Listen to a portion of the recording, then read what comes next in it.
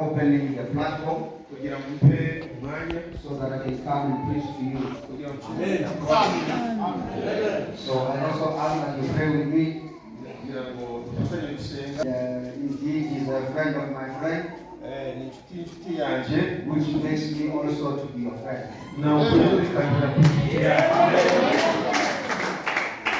So I'm grateful to Pastor Philip for the divine connection, and as well as the elders that are here that I've met by the grace of God. Amen. Amen. Amen. So we are grateful to God that we can come together as a family of heaven. And then we stay afar from one another. But God has made a way. Come here. I must say this. I enjoy every moment of it. And every day I'm learning. Every day there's something new. And I'm so happy then to be part of you. We are actually one family. Amen. We find ourselves in the south, and you are in the north. But we are family. Now, I'm going to show you why I'm saying that. For instance, in our language, a servant, there's another word that you should use. A servant, we call ukhonzi. You know, in our language, ukhonzi, and we call it ukhonzi. So the same thing. Because we are coming from here. Yeah, according to our history, we are coming from here. And we went south. Amen. So the borders that you see today are not made by us as Africans. It is the other people that have created borders. But till us in Abantu, so we are Bantu people. Amen. God bless you. Now let's go to the book of 2 Kings. Chapter 7. Transforma igice cyaho cya karindwi verse 3.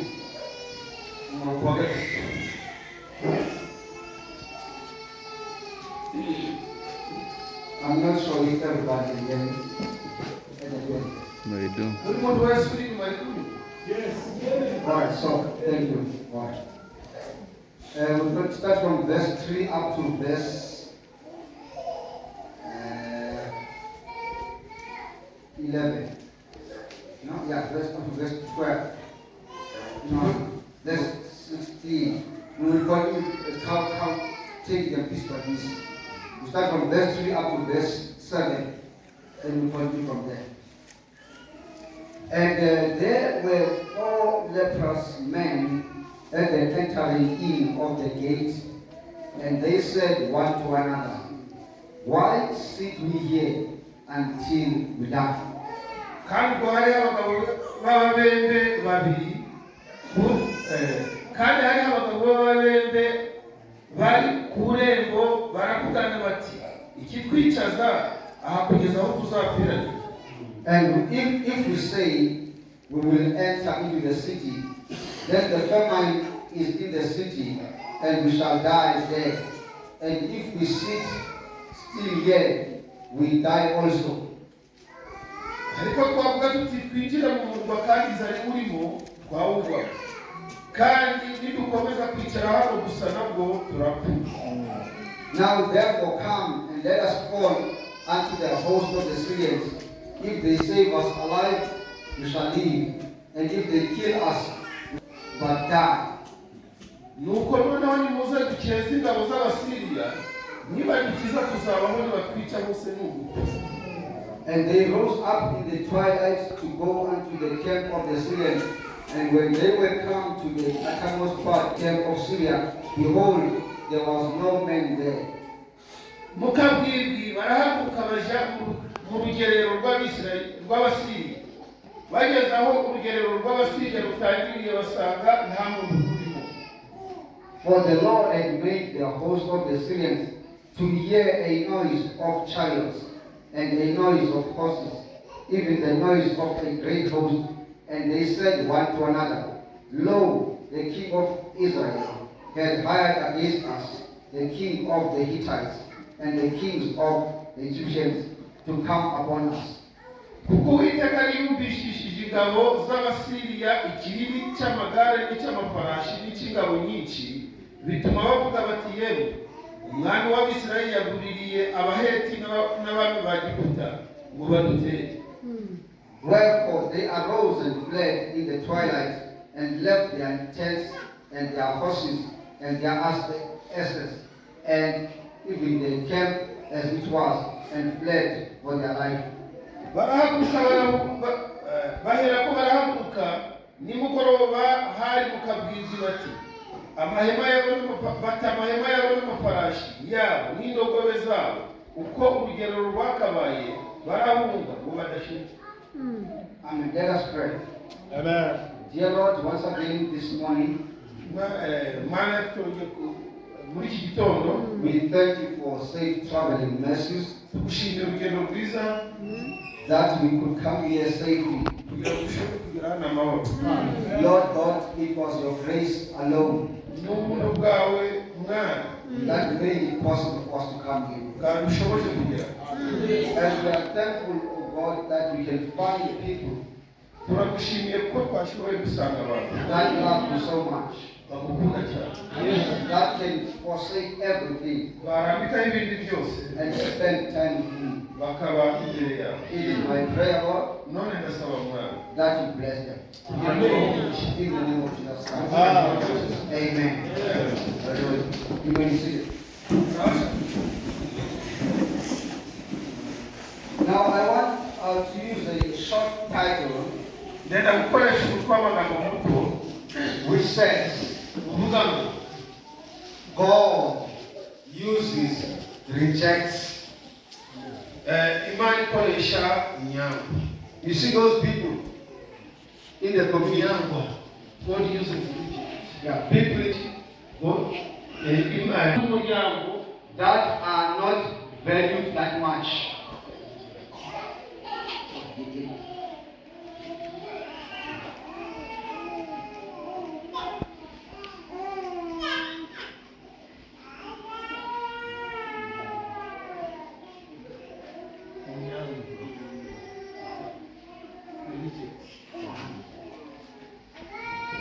Amen. So God uses rejects. Hallelujah. Now, in the community where we stay, there are people that are regarded as important. You see, normally, it is those people with money. Maybe those people that are educated. But in the community, there are also those people who might not have money. Those people that might not be educated. And those are the people that are looked down upon. Even if they speak in a meeting, nobody listens to them. Nobody listens to them. Because they are not considered to be important. Even if you come with a good plan, they say, if you are so smart, why are you poor? Why can't your plans help you to be rich? Why can't your plans help you to have a big house? Why can't your plans help you to have a car? To have a car?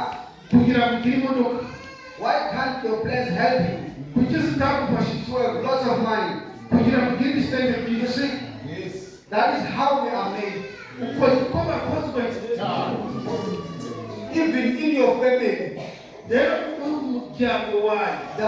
people who are not considered to be important. So the problem does not start in the community. It starts from the family. From the family it goes into the church. From the church it goes to the community. Because whatever you find in the church is from the family. And whatever you find in the community, it comes from the family. Amen. Amen. But I'm here to tell you that the scripture that we have read right now, we find people that were sick with leprosy. And because they had that specific sickness, they were not accepted in the community. The promise says those people were not supposed to be in the community. They were to be on the outside. Nobody wanted to have something to do with them. Even if they wanted some food, they would take the food and so on the other side of the wall for them to pick up the food and go outside, not inside. Amen. Now, let's get a background. There was a Syrian army that surrounded the city. Now, the people in the city had food, but the food was running out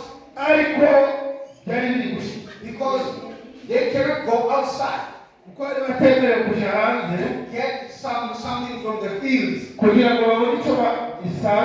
whatever they had on the inside, they had to live on it. They had to eat what they had on the inside. Amen.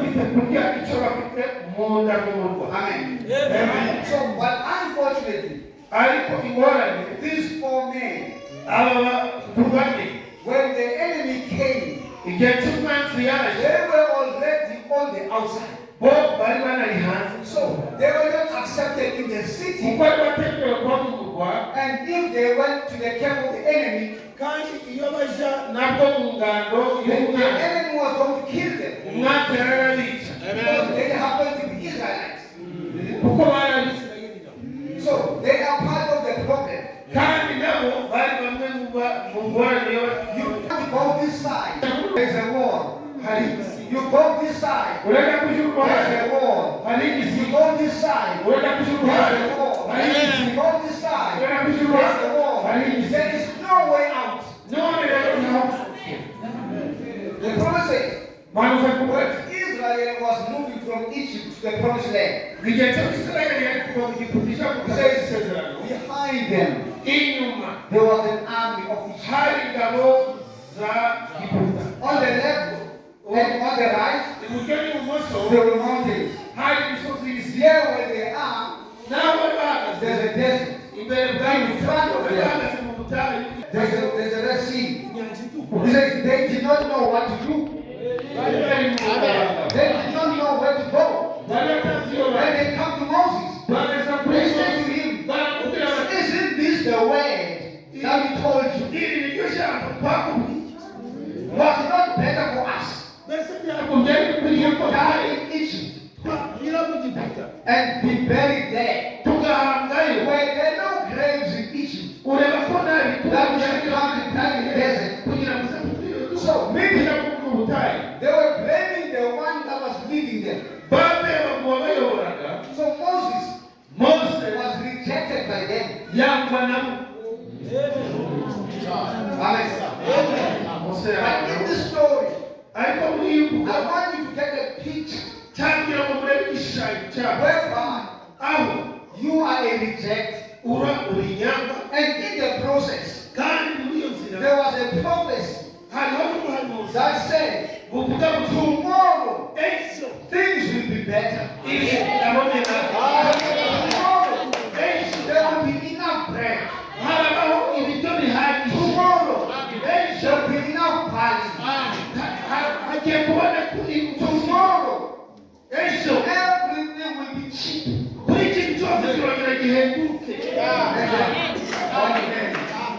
One man said to the men of God, that won't happen. And the man of God spoke and said, you will see it,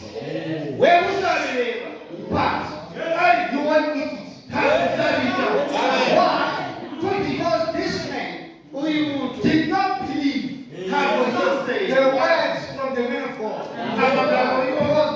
The men of God got the words from God.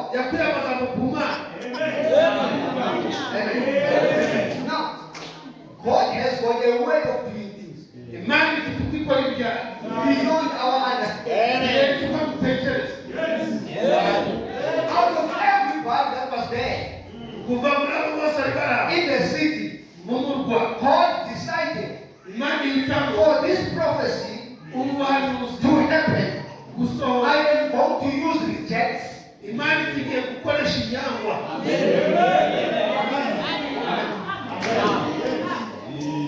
Don't look down upon yourself, because it might happen that God is going to use you.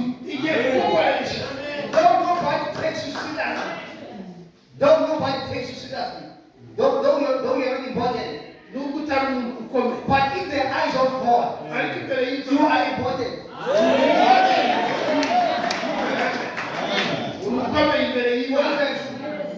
For instance, my brother, he was not known in South Africa. That is a brother from the Congo. But today, the video I took will be South Africa.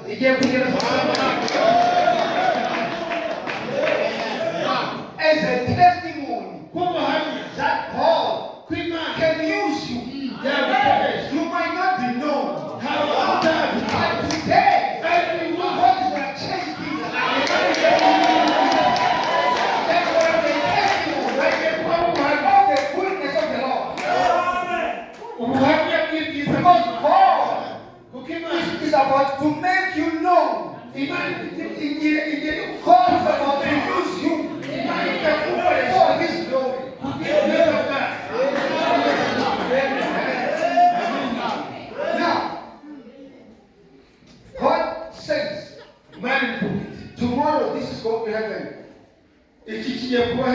But he does not give the details ariko ntitange of imyirondoro how is it going to happen. uko igiye kubikora. That is why Niyo mpamvu it is easy for us kiroroshye kuri twe to disbelieve. kutizera, Because we have this thing that we don't know how it's going to happen. kuko neza ntabwo tuzi uko biraba. But God said, tomorrow, igihe kimwe there will be no bread. ejo hari You never know it. How? ntabwo imana yavuga ibiryo byinshi biraboneka. When God said to Joseph, Imana ibwabwiye Yosefu, Joseph, Joseph, you are going to be lifted up. ugiye gushyirwa hejuru, You're going to be in charge. ugiye kuzaba Your brother, waba bene nyoko your mother, na nyoko your father are going to bow before you. bose bazakunamira. God didn't tell him how. Imana yamubwiye uko bizaba.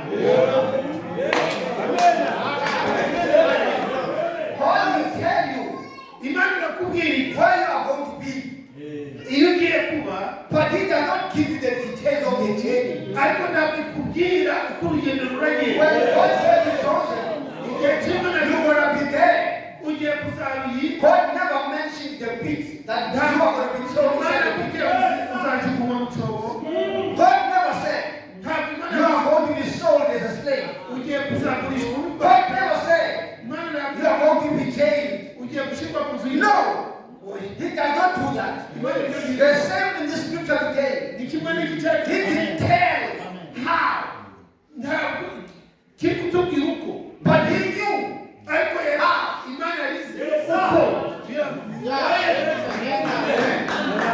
Now, these men Aba bagabo are on the outside, bari hanze y'umuntu.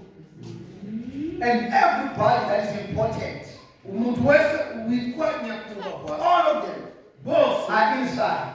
abicyubahiro bari mu muntu. Amen. Yeah. And God says Maniti in His plan, mu I gahunda am za going to use these ones ngiye gukoresha ababembe to fulfill the prophecy. kugira ngo basohoze ubuhanuzi bwanjye.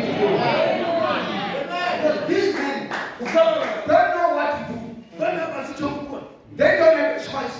ntacyo bashoboye. If we stay here, Niba guma we are going to die. tugiye gupfa. If we go into the city, Nituja mu they murwa are going to kill us.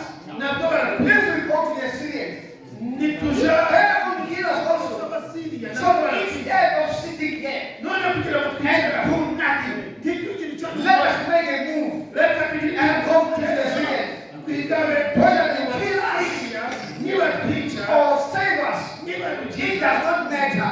byose Because we are just about to die. ikiriho turi gupfa.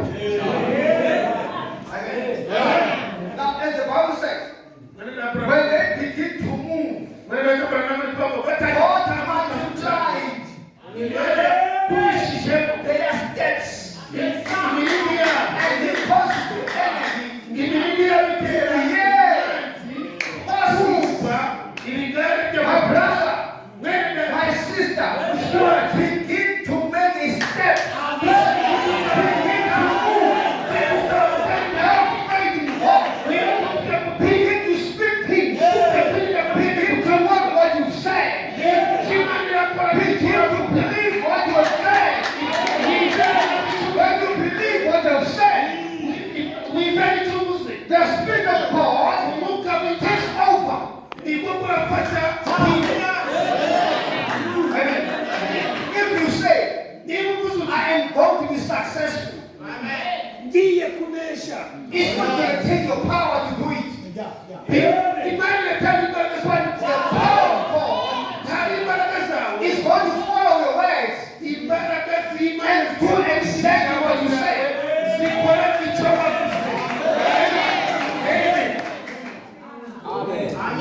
In South Africa, there is a young brother.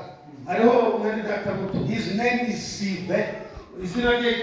One day, he ran out of food and he prayed unto God that today I could faith. In his cupboard, there was nothing. He went to the cupboard without looking. atari kureba put his hand in the cupboard, ashyira ukuboko mu he got kabari a tin of food. akuramo umukebe Where did it come from? wahuye nta kintu cyari kirimo. The following day, umunsi wakurikiye he did the same thing again. abikora Went to his hand ajyana into the cupboard, atari he got another tin of food. Until he had money to buy food. kugeza igihe cyabona iseti no kugura. So, the Bible says, Bibiliya ivuga iti when these men igihe cy'aba bagabo walked into the camp of the Syrians, bagiye mu the camp was empty. bagiye basanga The Syrians ran away urugero rwose rurimo ubusa abasiriya bivuze because God did something kuko hari icyo Imana yakoze that they could not understand. icyo badashobora They gusobanura. were only 4, bari bane gusa but God multiplied ariko Imana ikundisha their steps. imirindi yabo Their steps imirindi yabo sounded ivuga like an army nk'ibigara by'ingabo of nyinshi Egypt, zagiye an army ingabo of Israel, za an Isirayeli army ingabo of the Hittites. z'abahinzi Just imagine ingabo 3 armies aba out of 4 people. ingabo z'ibihugu bitatu mwumvirize urwari rw'ibigare byabateye ubwoba ngo rwari rungana n'urw'ibihugu bitatu ingabo z'ibigare by'ibihugu bitatu 3 armies irindi ivuye mu from bantu 4. bane b'Imana igufasha. That's my God. iyi niyo Mana yawe That are impossible. igaragaza kandi ikavuga ngo ibidashoboka byashoboka. And these are the things Ibintu that no other power can do. by'izindi mbaraga zitashobora gukora. When people say igihe cy'abantu it's impossible, bameze you of God, ni wowe you say, I know my God. My God is powerful. My God is able. I don't care what is anything for me. It does not matter. I am trusting God. Hey,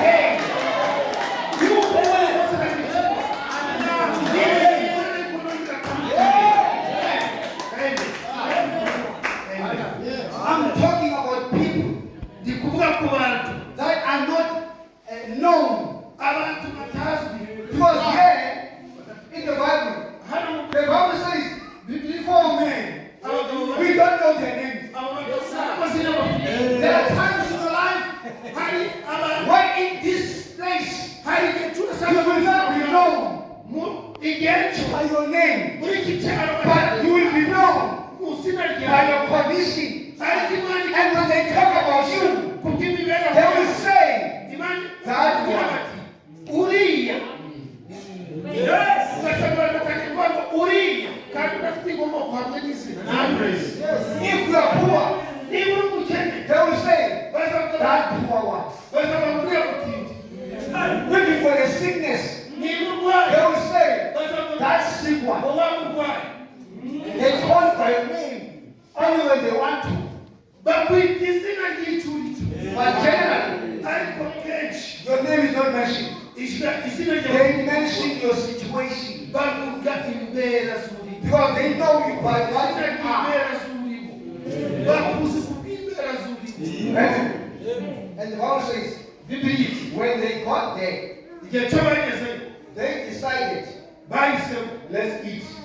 batereka turye dusanze ibiryo reka turye They ate. batangira kurya They took some silver, bafata ifeza they took some gold, bafata izahabu and some gold. n'imiringa And then went to hide those things. baja guhisha n'inyamba They came again, baragaruka they entered the tent, binjira mu yandi mahema they killed some stuff, and hid away. bikorera ibyo bashoboye baja guhisha Then one man umwe muri said, aravuga ati you can't be doing this. ntabwo ari byiza ngo mukomeze gukora This is unfair. iki gikwiriye I believe this one was a believer.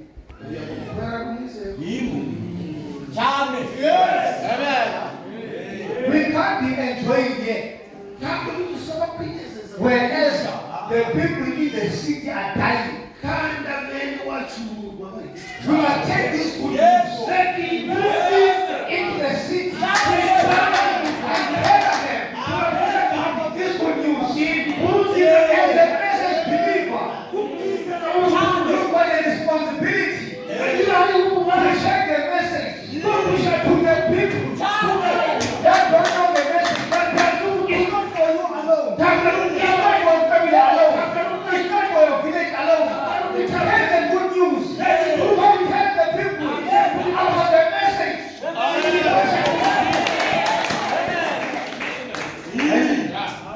Glory to God. And they waited. And they went.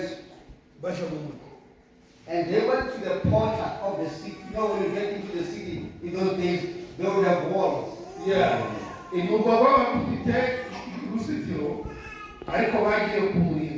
will be somebody at the gate. They told the men of what happened. And the men took the message and called other people and told them about the message. Can you see? This message must move from you to him, from him to you, from you to that one, until the last person is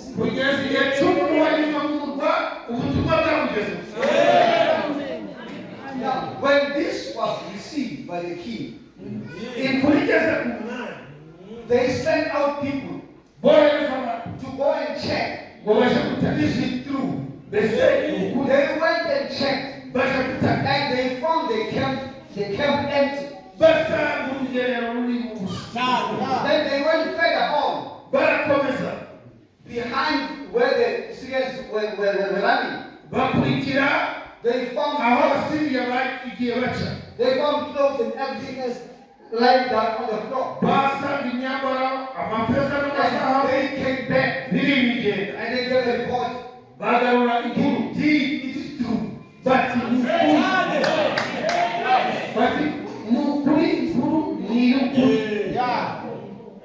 Then the people were sent out to go and collect everything. They said, what is inside? Then the king said to the men that said, no, this is not going to happen. Take this man and place him by the gate. When the people were to go and get the food, the man was at the gate. They stepped on him and he died. So that the word of the man of God will be fulfilled. That says, you shall see it, but you won't eat it. He died an unbeliever.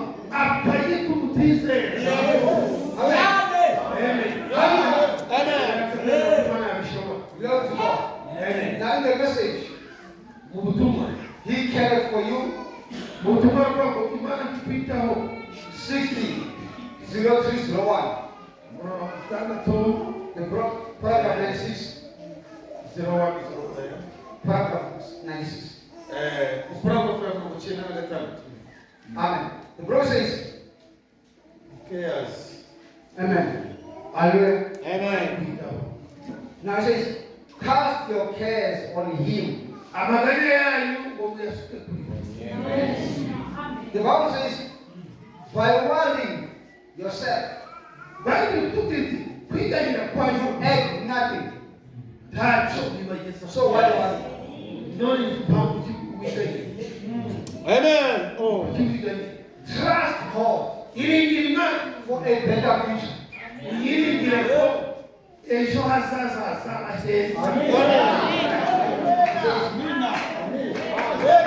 Now he cares for you. He says, now we know. Let's ask a few minutes if he cares for us. Is it alright?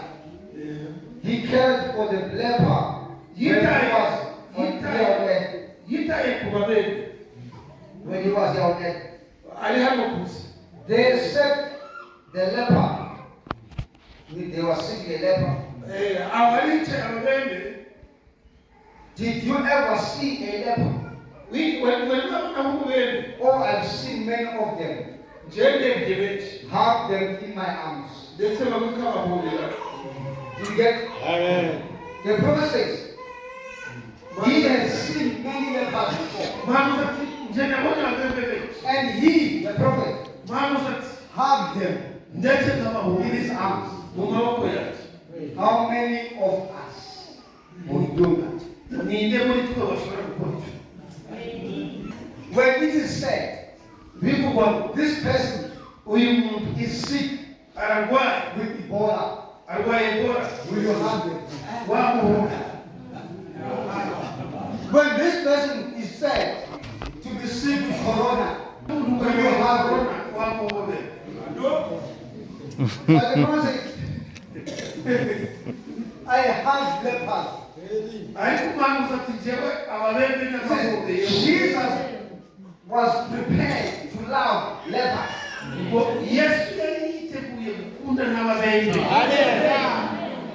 People that are not wanted by other people. Amen. It says, them white with leprosy. Looks like a seed was turned inside out. Like a what?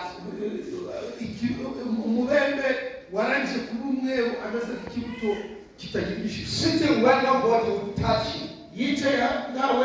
Down in the slime and death. And filth of the street. Meaning this person, because they were leprosy, they can't be with the rest of the people. They have to be somewhere there. In a dirty place. Amen. The Lord says, about as low as he could be, where everybody was afraid to get around him. Like now, when it is said somebody is going to go out, nobody wants to go close to him. Nobody wants to go close to someone with corona. But the prophet says, I have them. Amen. Now, let's see how the prophet says. He was the outcast. He was cast away from the society of the city. From the society of the church. From the society of everything there was in the city. No one wanted nothing to do with him. If they've done anything, they would pitch him a piece of bread and let him get it out of debt. Because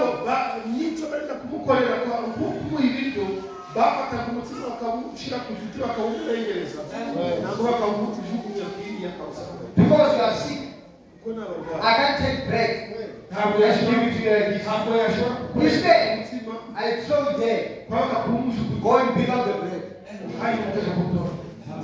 That's how it was. They were rejected. But God uses reject. Amen.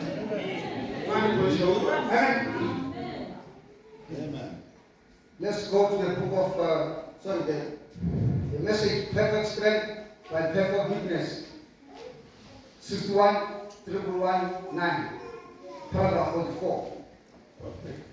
Perfect strength by perfect weakness.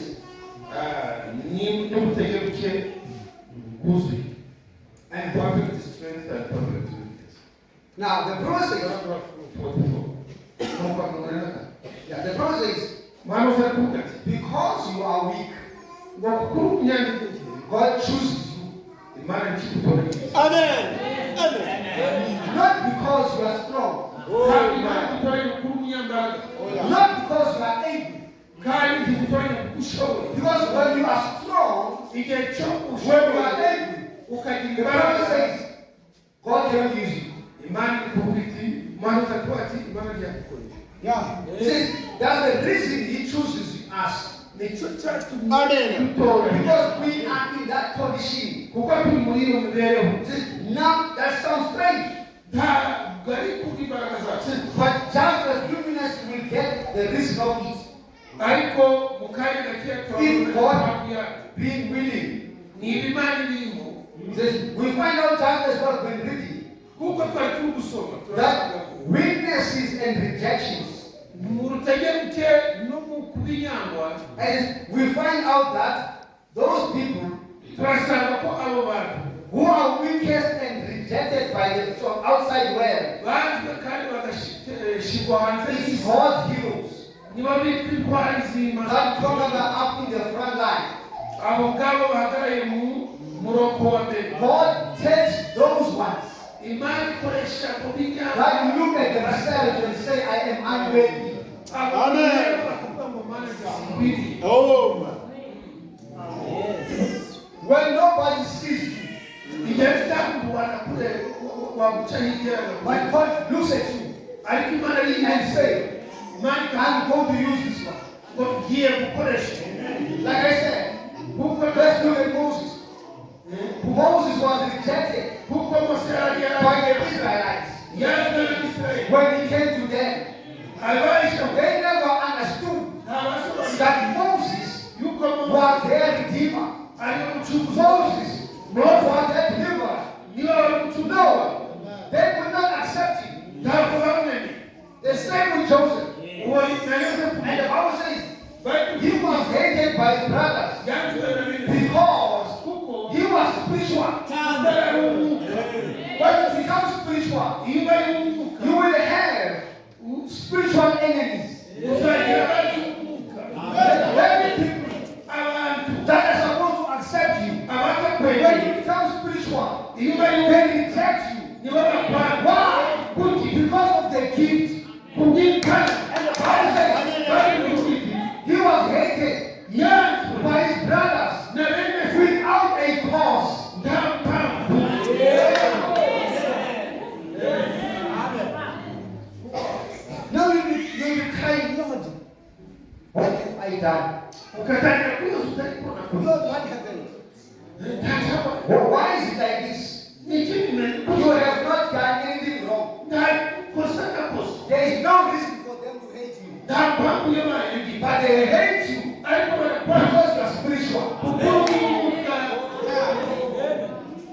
And the Bible says, Mwamuza Jesus also na Yesu was hated yanzwe because kuko he was spiritual. Just like Joseph. kuko na Yosefu yanzwe. Amen. Amen. There was a time Barabibwiye that David was hated ubwo Dawudi yanzwe and rejected arangwa until he ran into a place somewhere agira aho ahungira and hid himself in a cave. yihisha mu buvumo. The Bible says, Bibiri ivuga while he was in that cave, ari kuvuga buvumo, there came unto him people, haza abantu people that were hate, bo banga, people that were distressed, abantu bari bafite ingorane, people that were in debt. abantu bari bafite They were in debt, they were owing money. bari bafite amabanga, People that were not happy, bari badafite umunezero. they gathered themselves unto him. Abantu bababaye cyane bamwihuriza. And the Bible says, and he became a captain over them.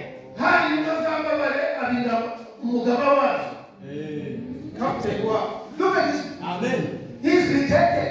Aranzwe, He's hated. aranzwe, He's hunted. ari They guhigwa. want to kill him. But But what makes it possible ariko Imana irabikora for them ishoboza to come to him hagira abantu for help, ngo abafashe, for counsel, ngabahina, for encouragement? ngabakomeze. This reject Aba bantu is used by God bakoreshwa for n'Imana their benefit. kugira ngo bunguke. The same people Nanibo bantu that came to David abaje kuri Dawudi, are the same people nanibo bantu that became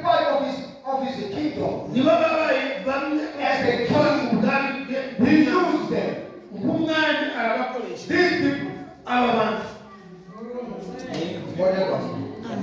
And in the book of Judges, mu gitabo cy'amacyamanza there is a man harimo umugabo by the name of Jephthah. wari witwa Yefuta. Amen. And the Bible says he was a strong man. yari umugabo ukomeye cyane, He was a man that could fight the war. wari ushoboye kurwana urugamba. But unfortunately, ariko the Bible says Bibiri he was a son yari of a harlot. umwana wa maraya.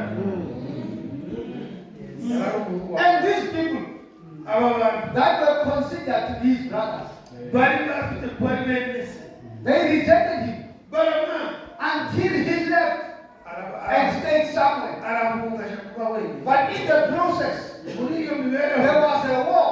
habaye urugamba, They could not fight. babananiye kurwana, They had to run bari and look for Jephthah. baje gushakisha The one that they rejected, the same man that they were saying, you don't belong here. bari bamubwiraga ngo You are a son of a prostitute. umwana wa maraya But when they were came, urugamba rubaye bamenya ngo their help is this man. barakumenye neza yuko umutabazi wabo ari uwo mugabo The mwene same man wa mugabo that were despising, wo basuzuma the same man that were rejecting. wabanga But the answer ariko to igisubizo the problem kubona was this man. Today, in your family, mu muryango they might reject you. bari kwa Today, in the society, they might reject you. barakwa Today, in church, they might reject you. But it might be that the answer ariko to their problem is you. When they came to him, igihe cy'abamujeho Jephthah asked them, Yefuta arabaza are you coming to me? ntacyo bwaje munjeho You are the ones that rejected me. kandi ari bwo bwari mwagiye What is going to happen none if ikirabaho I go with you? ningene nama And they said, ikirabaho ni iki? we will make you our captain. tuzaguhindura umutware wacu From being a reject, kuva ku kwitwa inyanga you became a judge. warahinduye umutware Because the ability to fight kuko ububasha bwo kurwanya was in him. bwari buri He was courageous. yari intwari. He said, okay, I agree with you. ati ndebe If you say this, nari kimu he kibi went to fight. aje kuba After coming back, atashe he was on the throne. ababaye umwami. Some of the battles zimwe mu ngamba that you want to fight, izo twifuza you kugira are not going to win them. ntabwo uzazi You need that brother. ukeneye You need that brother. The one that you will appreciate. waba udashima The one you look down upon. waba Your udashima answer urebera might be hasi that person. igisubizo When cyawe you are seeing that person, kiri muri uwo muntu when you are singing and dancing, when you are singing and dancing, igihe cyo kuririmba ukabyina you might look at that brother who is sitting there ntawe umeze kuramya as if they are important. asaga And you might not know ari uw'igiciro that when they are seated there, utazi they garuka are praying about you igihe bari gusenga and your situation. And your situation. kugira ngo ibibazo byawe bisubize So don't look down upon other people. reka gusukura bari kubwira ngo n'abari kuririmba One day, n'abari gusenga kuko ibisubizo byawe biri kuva mu mashanyarazi one day, umunsi you are going to need them. uzabakenera One day.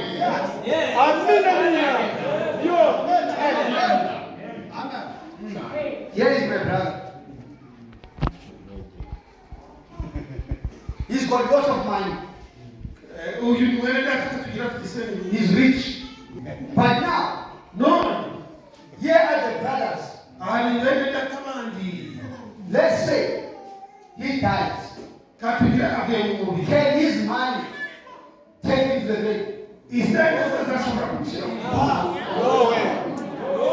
Who is going to take him to the grave? The same brothers. That kind of God.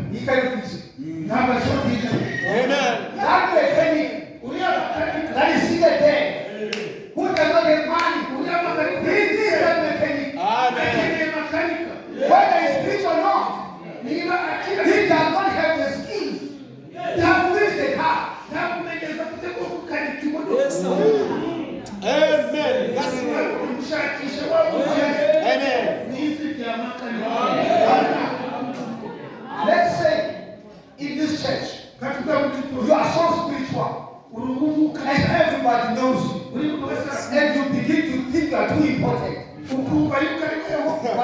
While you are working, you're cutting something there, a piece goes into your eye.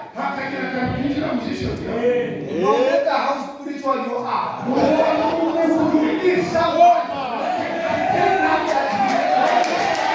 We need one another.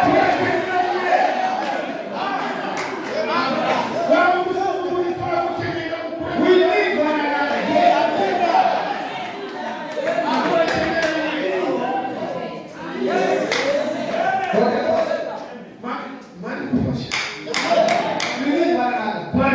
Amen. When you are rich in this church, we need your money. Yes. But when you are sick, your money can heal you. You can go to the best doctor. You can go to the best doctor.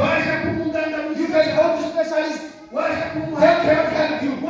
But somewhere here, there's a brother there who's got a gift of divine healing. When you lay hands on you, you shall be healed.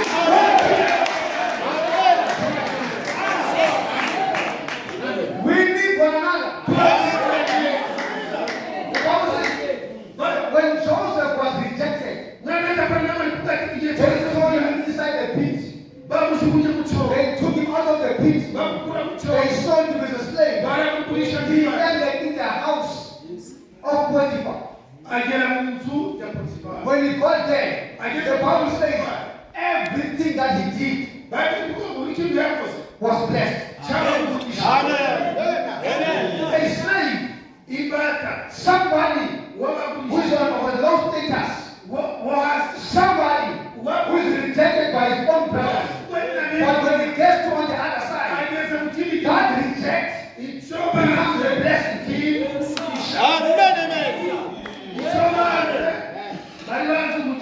Until the wife of Potiphar claimed to let him fall. And she said, no, not me. I'm a child of the King of Kings. Then she plotted that this man must go to jail. She told a lie. And the man was sent to jail. She did not know.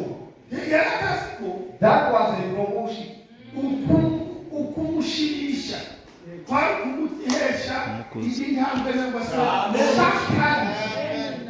Sometimes we don't understand. Because we are here. All of a sudden we find ourselves there. And we say, oh, where is God? Only to find out this is your way of promotion.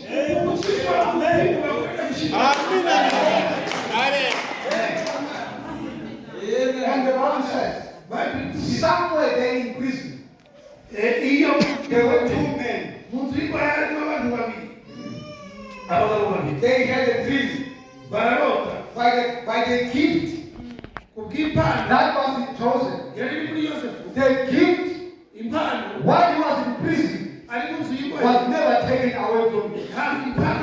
There is no condition that can kill your gift. Whether in prison, whether in the palace, but your gift will make a way for you. Amen. The gift operated. The gift of a reject operated in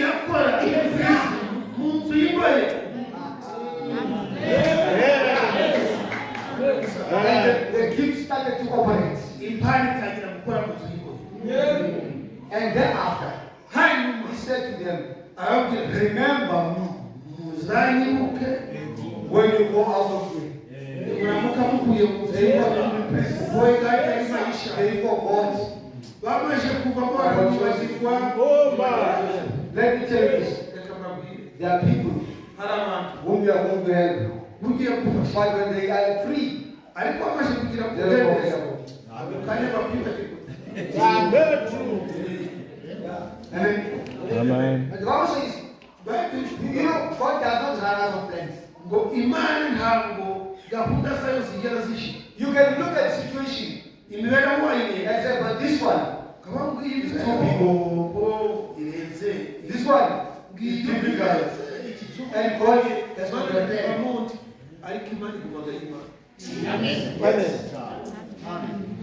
The king, the Pharaoh, had a dream. And one of them remembered, there was a man in prison by the name of Joseph. And the Pharaoh said, call out for him. Remove the prison clothes. Cut his hair. He had to remove the prison clothes to go and meet the Pharaoh. And this man brings an answer to the problem. He became a solution to the problem.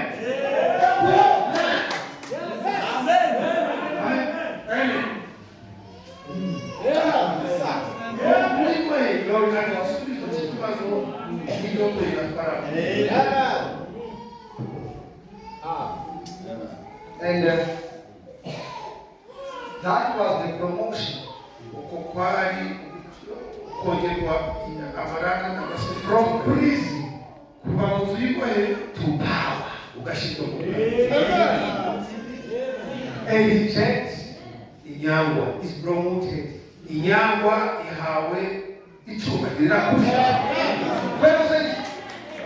When everything out, according to what you've said, you shall be my second hand man. Nobody above you but me. I'm the top. I'm on top. And you below me. You must manage everything.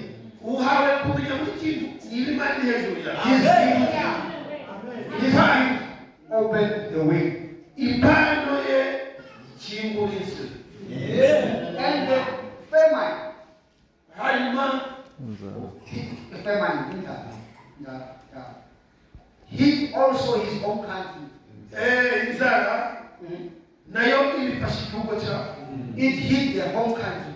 His brothers that hated him had to come to Egypt and buy. Only to find out the place they were going to had food because of the reject. In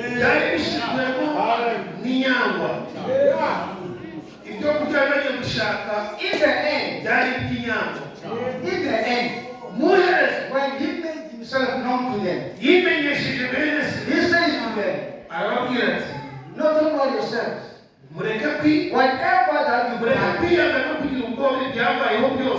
Whatever that you've done, it was a purpose of God. Life. God uses it. When it comes to Mary, the mother of Jesus, she was rejected in the society. She was considered to have committed fornication. Only to find out that she had been rejected to bring about redemption to us. When the angel came to her, she said, let it be unto me according to your word.